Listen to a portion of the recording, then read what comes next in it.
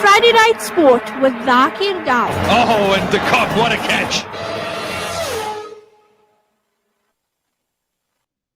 Good evening, Assalamu alaikum. Welcome to Salam Media. You're now tuned into the Sports Talk on Friday evening with myself, Zakir Daud.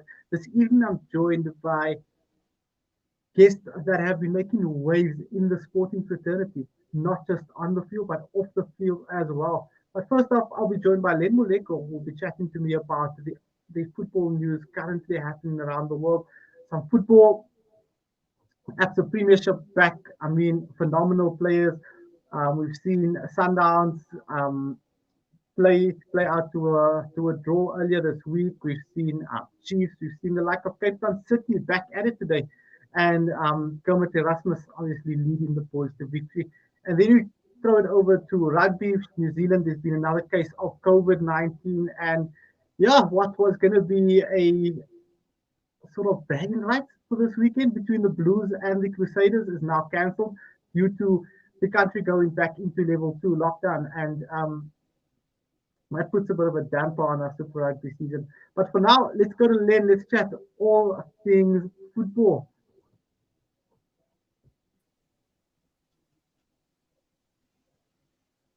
Len, good evening. Thank you for making the time for me once again. I'm always looking forward to our chats on a Friday evening.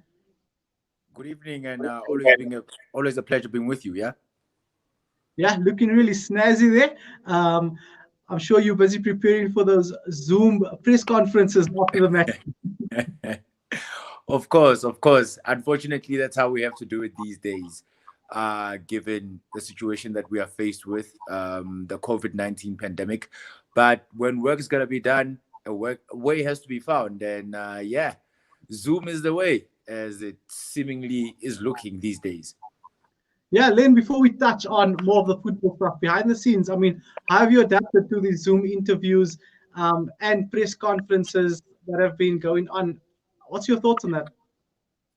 It's not easy. I mean, a lot of us have to adjust. I mean, doing things the way we would do them back in the days, and I say back in the days because it feels so long since one was able to go to a press conference and sit with fellow genos.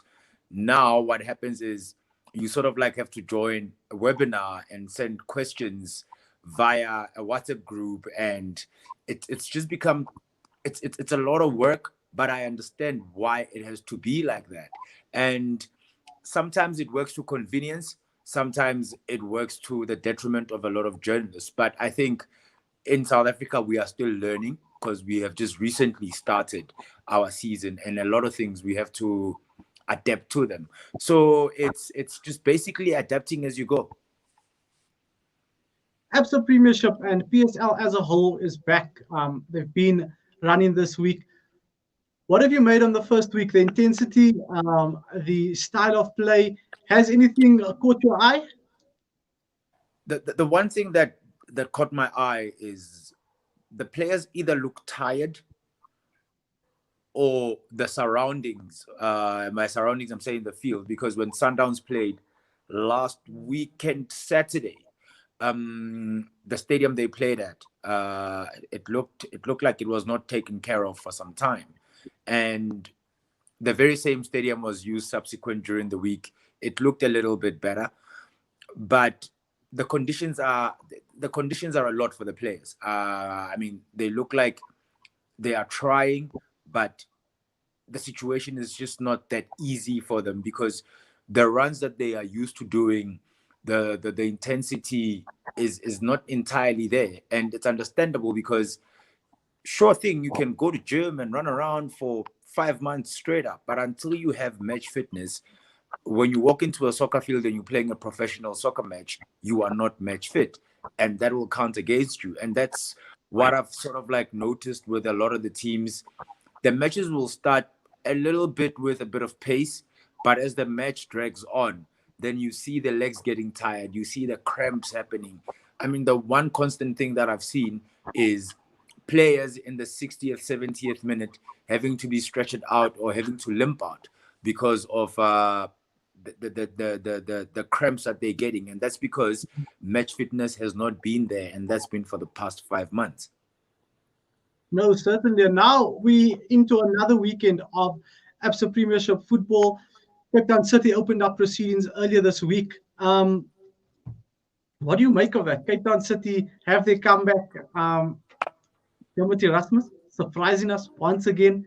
His quality strikes, proving his worth and why South African football needs him. Yeah, I mean, positioning for him to connect with that header and place it where he wanted to place it. Very good result for Cape Town City. They need to be moving their way up the log, because the more you drag down, the more you become in danger of being relegated. And unfortunately, them beating Chippa United, and this is unfortunate for Chippa, it seems like they are the ones getting dragged down the relegation scraps. And if you look at what's happening at the bottom, it's not a pretty sight for a lot of teams. I mean, Polokwane, Baroka, Black Leopards, Amazulu, all of them with, and I say a chance because they do stand a chance of being relegated. So the game earlier on, the two teams obviously getting a run around for the first time. It was like, again, it was not pretty to watch, but it was okay to watch nonetheless. I mean, It's like with the Sundowns game that's currently taking place with them against Highlands Park. Score there, obviously 1-1. It's not a pretty game to watch because you can see the Sundowns players. The ball is not necessarily playing to their feet as they like to play the ball on their feet. Somebody like Gaston Serino, he likes to make those 1-2 passes and cut through players, a dribble here and there. The minute he tries to do that, you can see it looks like he's doing too much. And I think that's why I'm saying that the 5 months rest has been a lot for the players, and it has been to their detriment, because in as much as you can go to the gym, you can run around in your backyard, if you don't have match fitness, it is not the same. No, definitely. And we do know that there's going to be quite a battle happening at the top of the table as well, as SuperSport United will be fighting to try and get into the top four. What's the possibilities of that? At the rate things are looking, and with Sundowns dropping points against Pirates, Kaizer Chiefs also dropping points against Bidvest Wits, SuperSport United, in fact, even Orlando Pirates can be sitting down and fancying themselves and thinking that maybe perhaps we do stand a chance, because the beauty about it all is everybody's playing on equal footing. Everybody has been out for the past 5 months, and nobody's playing at home, and nobody's backed up by their fans. So the same Baroka team will probably have gone through the same circumstances that a Chiefs and a Pirates and a Bloem Celtic and a Highlands Park have gone through. So now it's just how you manage your squad, how you work with what you have, because once you get injury of key players, which could be the case now with hamstrings and all sorts of injuries, it means that you don't have them for the remaining 4 or 5 fixtures of the season, and that could prove to be very key with you determining where you're going to end up. So I think in fact, I can even stretch it as far as Maritzburg United, because mathematically they do stand a chance. So anybody from Maritzburg going all the way up, they're probably sitting down. They're probably watching the Sundowns game now thinking, they're getting another draw. If we get a win, it means it brings us closer to the top of the table. So anyone who's in the top 5, I would say, can literally fancy their chances of perhaps lifting the title at the end of the season. Then we'll take it from Africa straight over to Europe. An interesting week of European football. We've seen that RP Leipzig have qualified for the Champions League semi-finals. 4 seasons, my bad, after qualifying for the second division, and they've just moved up season by season. And now that last year they finished up runners up in the Bundesliga, and now this season they semi-finalists in the Champions League.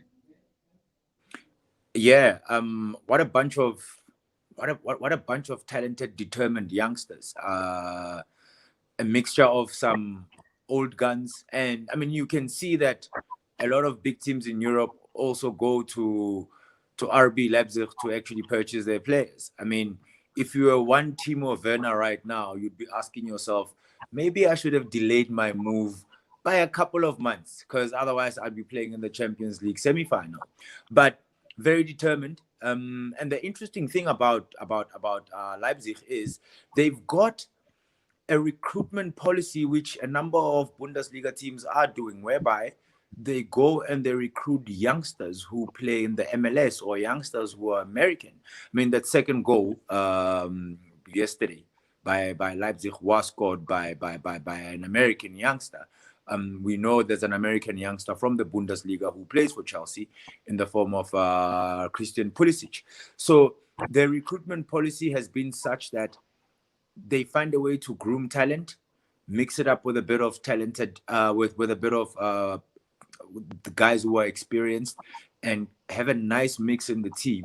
And they play with such, they have no fear for any opponent. I mean, you might as well say that they disrespected Atletico Madrid, because they play with such freedom, they played with such finesse. It's like they were having a training game, and at no point did they feel like the game was lost to them, despite the penalty that they conceded and João Felix converted. They still felt like we can go on and win this game. Despite 3 minutes of the game left, they still believed we can win this game. And what a bunch of talented youngsters. And I believe a lot of European teams, the big guns, will go poaching. But I think Leipzig, like it has been the case with Borussia Dortmund for the longest time, have a plan. And their plan is making sure they recruit the best youngsters, and not necessarily from Europe, but from all over the world.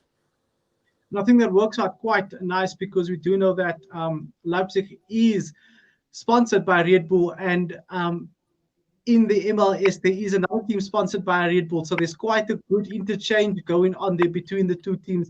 And long story, I think we can keep it for another day, on how Leipzig had to secure the sponsorship and the naming rights of the team because of all the politics behind it. But interesting point.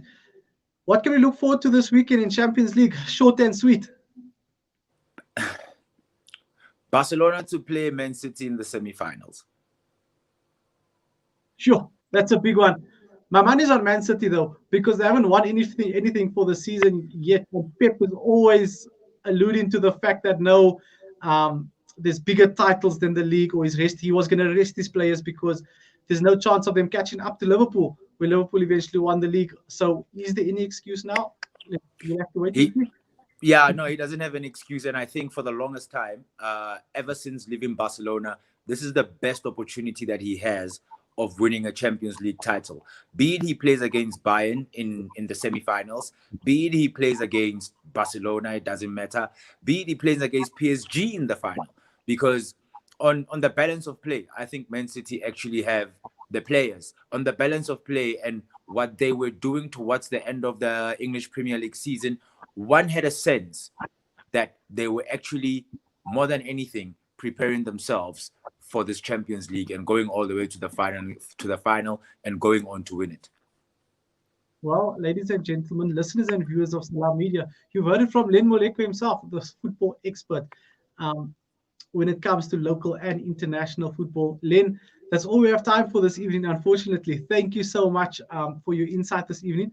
Really educated me. I'm sure our listeners and our viewers in South Africa and all over the world have been enlightened by your knowledge that you've shared with us this evening in football. Thank you so much. Hope you have a good weekend and you're entertained by the football. Of course, thank you very much. And always a pleasure being on your show. No problem. It's always a pleasure having you. Guys, that's all we have time for in the football segment this evening. Next up, we have our featured guest this evening. She's a G Sport nominee, Tshepi Moropa. She has been doing phenomenal work in the community. She's a rugby referee. She is one of the first sport administrators or referees that matter, that have turned themselves into a brand. And now we'll be chatting to her just about that entire process and what it's like being a G Sport nominee amongst the likes of Lebo Matsweli, Motsadisi Moono. The list can go on. There's so much phenomenal ladies on that list. And yes, one of our community's own is on that list. And we'll be chatting to her in just a bit right after this break. Friday Night Sport with Zakir Dow. Oh, and the Cup, what a catch! There are an estimate of 153